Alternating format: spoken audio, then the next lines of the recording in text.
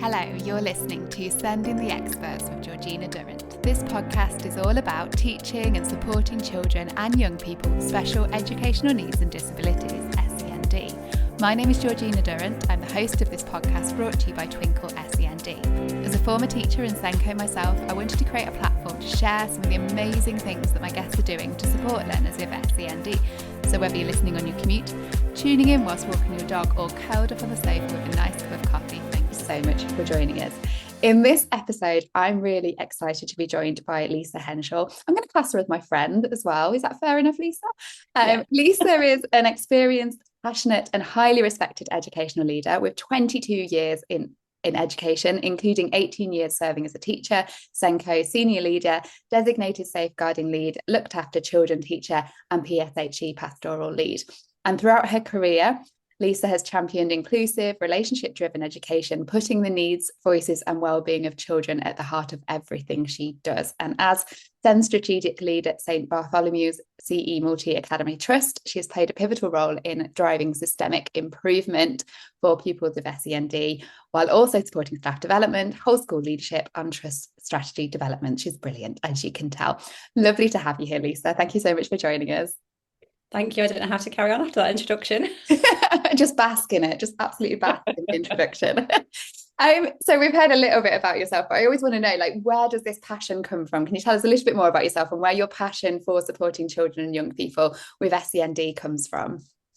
Yes, I think I worked in recruitment for 10 years, straight from school. And a lot of that time was about finding jobs for people that struggled. So we worked with a lot of adults that maybe struggle with reading or writing or lots of different reasons. And I think doing that made me think about where did they start? So what happened for them that they got to that point where, they were struggling to work.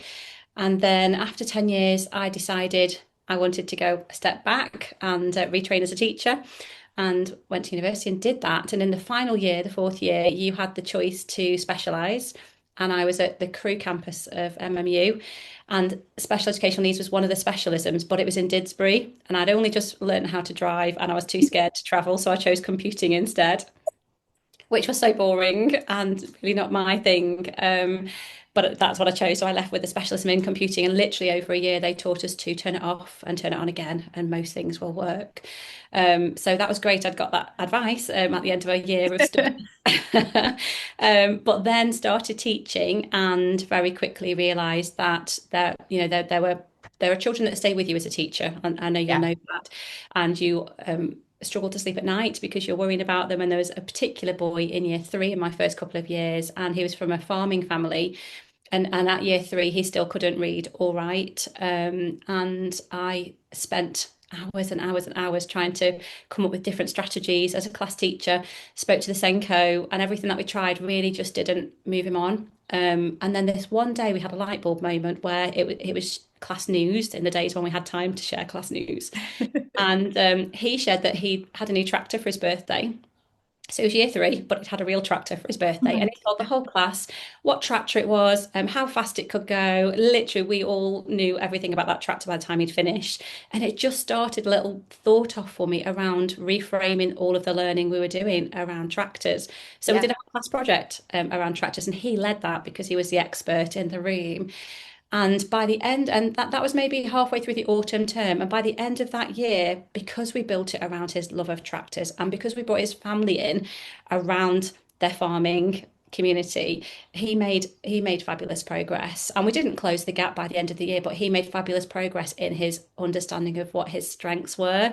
And if he wanted to be a farmer, and you need to know how to read and you need to know how to write, but actually he held that knowledge and he was the expert in the room, and that his self-confidence meant that he was more able to feel challenge and accept challenge. It's hard to sit with challenge, isn't it? But it really did transform. And a number of years ago on Facebook, he popped up at a graduation ceremony from university, something to do with farming and agriculture, and this big handsome man. And I saw that photo and my heart just doubled in. Oh, I thought I didn't sleep over him when I was a yeah. teacher. And he not only had he achieved, but he had absolutely, succeeded and graduated, and he looked so happy. And I just thought that literally is a difference we make if we get it right. Yeah. And I think that just sparked that. I wonder why, I wonder if, what more can we do? And I think that just becomes that your internal voice, doesn't it? That way of Yeah, working. sort of compass and what you do. You've given me shivers. That's such a lovely story of what you've done and how you've supported him and how you made him the expert and the benefits for his self-esteem when you've done that as well, because that is a huge problem, especially when they get to like year three. If they're at that stage, everything's so literacy based, isn't it? And just Absolutely. the impact you must have had on him. That's so lovely, Lisa. Those children stay in your heart, don't they? And I've got lots and lots that we could talk about, but I think it's just that peeling back the layers of what can the child do. So Yeah. starting with what can the child do, and how can we build on that. And another example was a child that we had in year 5. I had her in year 5, and she had missing corpus callosum, so the middle part of her brain hadn't developed. And parents have been told that, potentially she might not survive, that she might be blind, she might not be able to hear. So a whole range of trauma in her early life. And then by the time we got to year 5, she still couldn't read very well. And all she wanted to do was be a mum. She still played with dolls. She wanted to have her own babies when she was old enough. And so in year 5, we flipped what we were doing because we tried every intervention. We'd got rigor, we got consistency. Her self-esteem had flourished and her confidence, but those reading and writing skills and maths just, just she just couldn't retain that knowledge. But we did a project with her around what it is to be a mum and scenarios around what if your baby needs medicine from the doctors? How would you get the prescription? How would you read how much they need? And again, for her, that click in purpose and motivation for that learning meant that by the end of year 6, she went on to mainstream school, still with an EHCP and a whole range of bespoke support.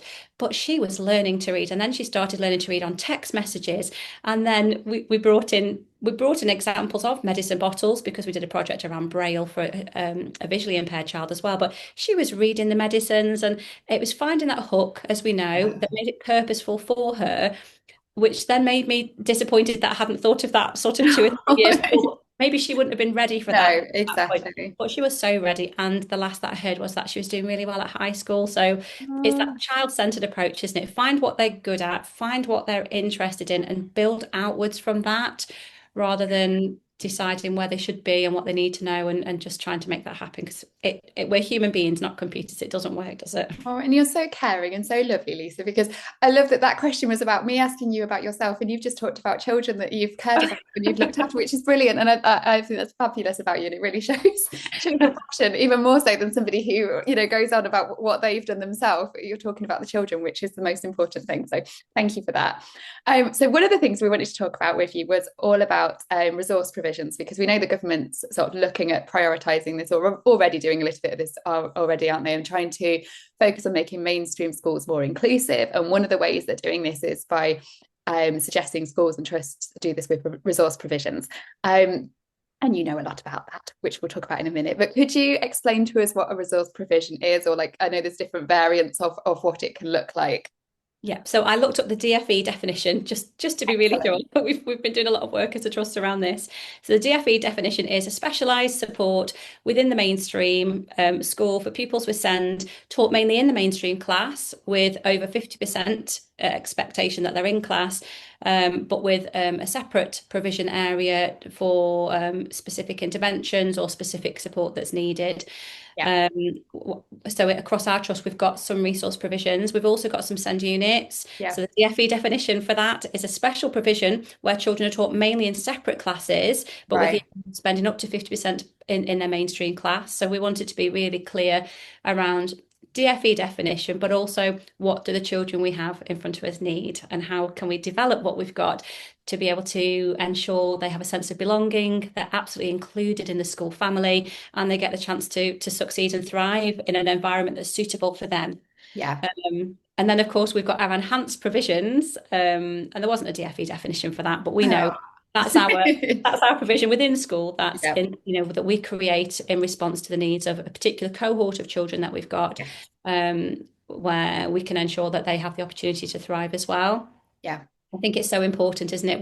We hear, I heard Gary Obin speak last week, and he's a wonderful human being, isn't he? And he talked about how all we hear at the moment is we're in the middle of a SEN crisis, and talking about the fact that the phrase SEN crisis isn't very helpful because No. it gives you that sense of emergency and doom and gloom. He said, but he recognised that we are actually in the middle of a SEN crisis.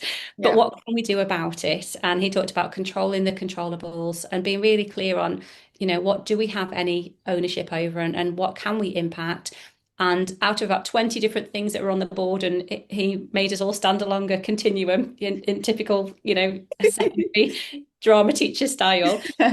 We all realised that so much of the difficulties that were on the board, we had impact over, and we were Yeah. able to change. And I think there was one that we sort of agreed there wasn't a lot we could do around it. I think it was to do with the Ofsted framework, but we could choose how we responded to that. So Yeah. it is empowering, isn't it? So I think for us, we know we've got children coming through into mainstream that have more complex needs than we've ever seen. Yeah. We know that for lots of reasons. And we also have less space available in our specialist schools than ever. And we can't just sit around saying that we're in the middle of a SEN crisis. Oh no, there's nothing we can do. We've got to be innovative, and Yeah. we haven't got time to wait for white papers to happen. We've got to make sure that we're really strategically looking at the children in front of us at a Yeah. trust level. What do they need? And how can we make that happen? And that's what we're doing.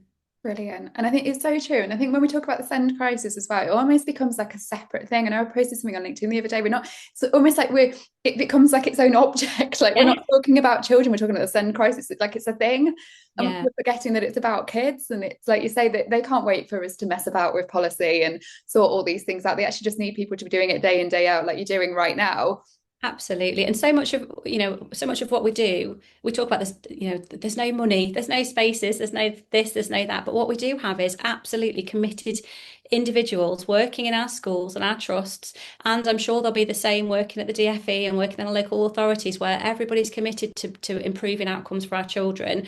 And some of the main things that we can do, and I've been working this week with the Staffordshire Virtual School. They've got an amazing project that they're doing for Staffordshire schools around restorative relational practices, and it doesn't cost any money to ensure that you've got a relational restorative practice that underpins everything you do in school. If everybody in school, from your caretaker to your office staff to your middays and cleaners and teachers, everybody, if they're trauma informed and we understand behaviour as communication, and we understand that children need to feel psychologically safe, and that behaviour is a form of communication, often of unmet need or crisis, then that doesn't cost any money. It's culture. Yeah. And if we get that right, and that's the bedrock of everything that we do, our children, our families, and our staff feel psychologically safe. And we know that Maslow's hierarchy of needs all those years ago at university, 25 years ago, it still stands. We need to feel safe, we need to feel connected, and we need to feel that we belong. Yeah. And I was reading an article this morning on the CST about inclusion is an emotion. We talk about inclusion, don't we, as a verb. It's something that we're doing, but actually feeling included is an emotion. That's our intention. We want our children to feel included, and that can only come through culture, which doesn't cost any money. There are things that do cost money, but actually that doesn't. And I think we That need to mindset that. cost doesn't. You're Absolutely. right. I love that. That's really, really important. One thing as well, when we're talking about inclusion, then, so resource provisions, I think, and I've seen a lot of discussions around this, it's how we make sure resource provisions, which by their very nature are taking children out of a class, how that is inclusive. And I appreciate it's a real difficult balance. So how do we do this? What's the answer, Lisa?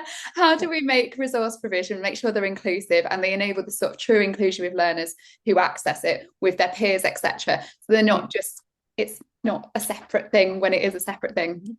Yeah, that's a huge question, Georgina. Thank you for that. Welcome. If you could solve that for me, Lisa, that would be great. Well, I think for us, it's that belonging that underpins everything. So for our children that are in resource provisions within our schools, they are children that prior to that would have been unable to be in class. So there are children that are so overstimulated by being in the classroom that they just can't be, and Yeah.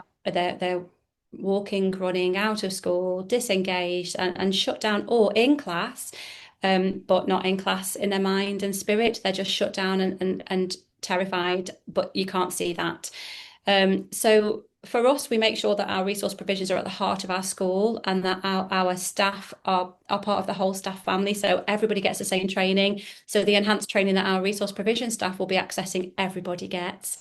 One of our schools that I was in the other day, every member of the SLT has done the autism training up to level 2 so far, because if our SLT are leading with autism inclusive approaches, then it's from the top down, isn't it? So making sure that everybody is upskilled.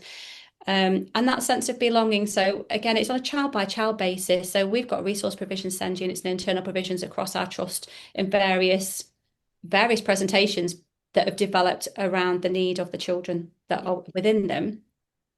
And I think, and that's why they look so different. So for some of them, children will spend time, they will start the day in their classroom with their class and have their registration and their input, and then they'll go to be able to complete their maths and English learning within a low sensory environment with maybe 5 or 6 children. So they're not in a corridor, they're not off to do an intervention. They go to their hub, their safe space for their maths and English, because it's delivered in a way that really meets their needs.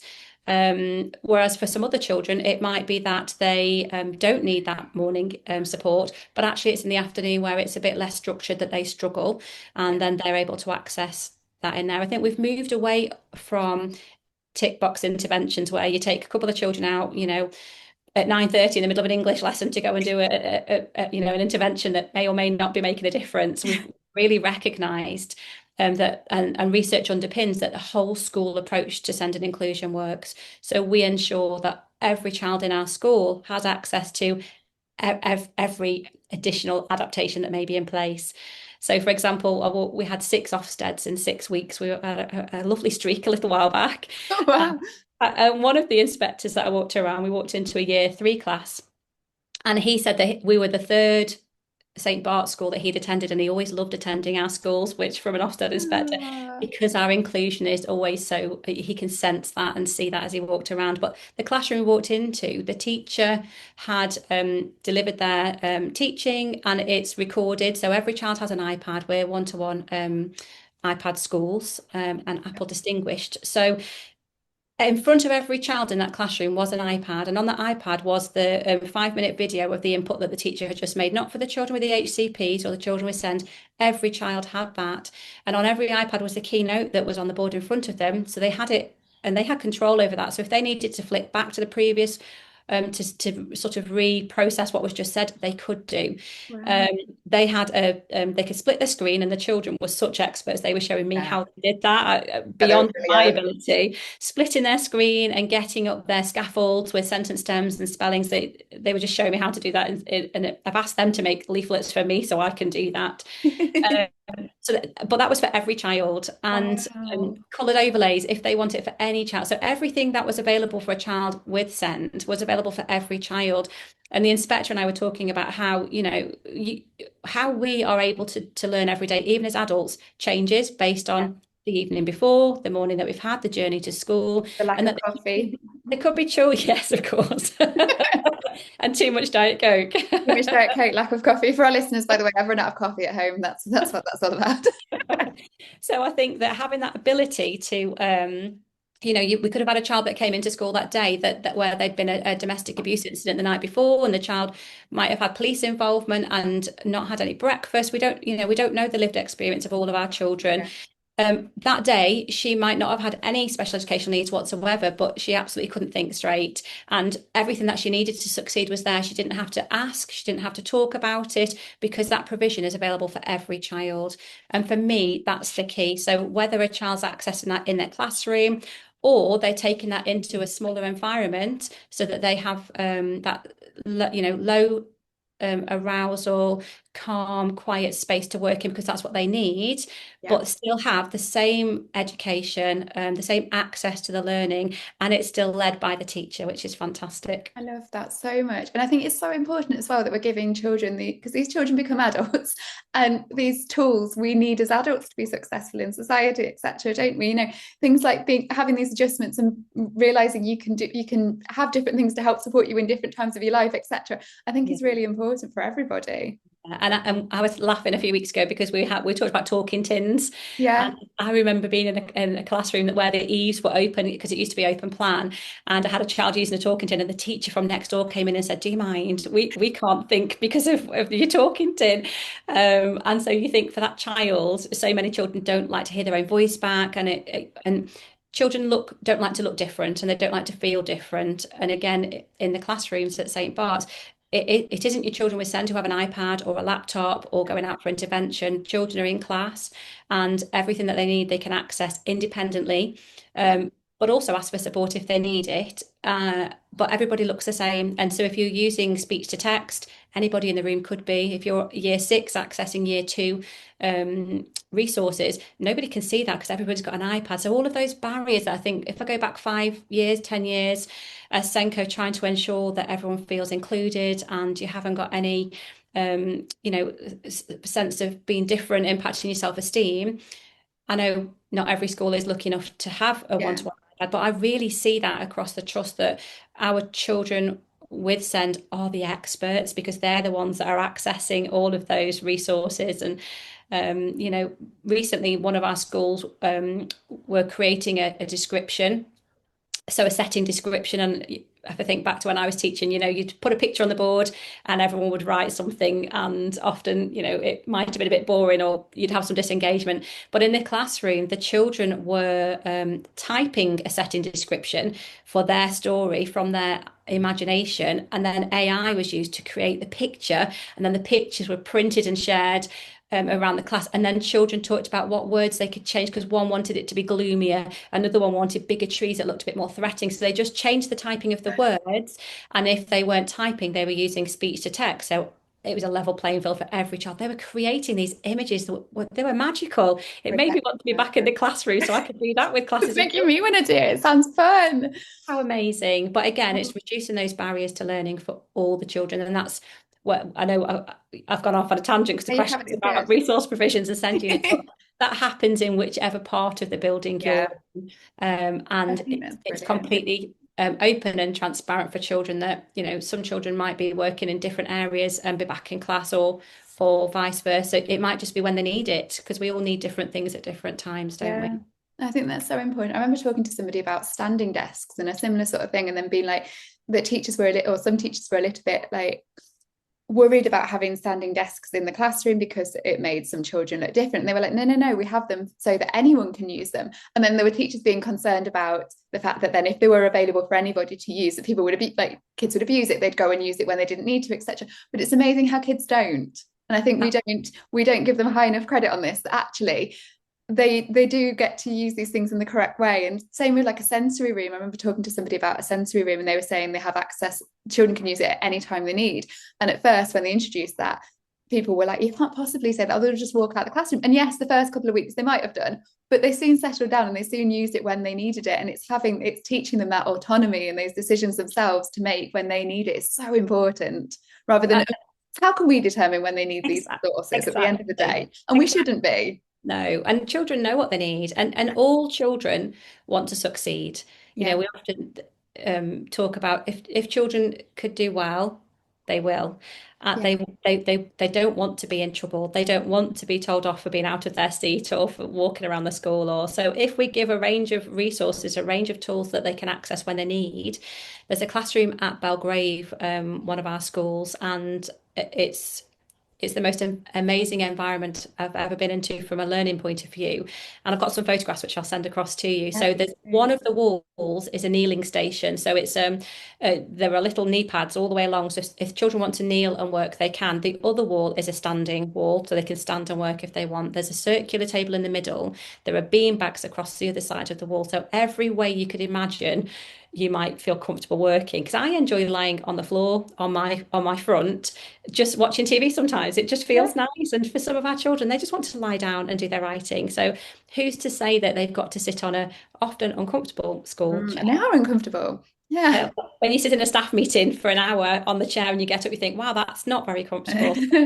Giving children different ways of engaging in their learning. Children know themselves best, even Yeah. subconsciously, they know what they need. So that classroom, I think if that became every classroom, how amazing would that be? Incredible. Absolutely wonderful. Yeah. And so yourself and your wonderful colleagues at your MAT, so we had Louise Lawrence and Sarah Camacho, worked with Twinkl recently with yourself to create this incredible resource. And I'm going to put the resource in the notes below here if you're watching on YouTube, and I'm going to put it on, if you're on your phone listening to you'll be able to scroll down and find this resource on there. And this resource was sort of top tips, wasn't it, for resource provisions and how you can set one up.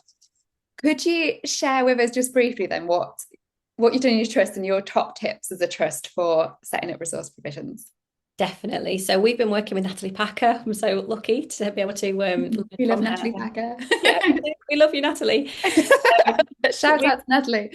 Absolutely. We've been creating a document around underpinning aims and principles of an enhanced provision, whether that's a SEND unit, a resource provision, or an internal provision. So being really clear on what is the purpose, who are the children that are going to be accessing it, and how are we going to ensure that whilst accessing that different support that they need, they still retain a sense of belonging in their classroom as part of their class families, and actually that their families are still engaged with their learning and understanding that they are part of their class. From our SEND unit point of view, we are making sure that the children are getting the very best education possible. They're our most vulnerable pupils. Some of them are children that would quite easily sit within a specialist school, but there aren't any spaces, and so we endeavour to provide that very best education for them. And it's around working with professionals. I think we talked about ensuring the staff that are teaching those children are your most skilled staff in the school, and actually those staff using the skill set of those staff to upskill the rest of your teachers across the school, so that you've got that enhanced understanding of inclusion as an approach for the whole school. Opportunities to go into classes. So we spoke with Sarah, who's got that little explorers unit at Whitchurch. They've just got the agreement for September to open a Key Stage 2 because of the success for the local authority and for the local children. So children that were, spending an hour and a half each way in a taxi to go to somewhere far away are now in their own community, attending school with children that they live on the same estates as. And it's just been absolutely wonderful. And children that started there in September, their end of Key Stage 1 outcome on their EHCP was to use eye gaze to communicate. So we're talking that level of complexity. And when I went with Natalie Packer a few weeks ago, the children are speaking, they're talking, you can't shut them up. So they've absolutely smashed the eye gaze and gone straight past that because the environment is so enabling. Those children are succeeding. And for some of those children already, they're spending 5 mornings a week in class accessing Maths and English at an age-related expectation with support. And some of them are going in the afternoons and accessing that breadth of foundation subjects, but with their peers. So they're lucky that they've got 2 families. They've got their little explorer family, and that's staff and children, but then they've got their main class families as well, eating lunch in the hall, taking part in PE. And these children, are children that potentially could have been out of education because there's no specialist places for them, or would have been spending up to 3 hours a day traveling, that now can walk to school round the corner from where they live and really get that level of support. Such a success. So part of the documentation that we're creating is around capturing the success, and how we've got there. And making sure that we can have a strategy to replicate that across our schools so that we can really work together with the local authority to meet the needs of the children together. So not battling, not fighting and falling out because there's no special school places or we're in a crisis. Actually, what can we do? And there's lots that we can do, and everybody's really committed to making that happen. I love that. Thank you so much, Lisa, for your time. Really appreciated it. You've been a brilliant guest. Oh, thank you so much. It's been brilliant. Thanks, Georgina.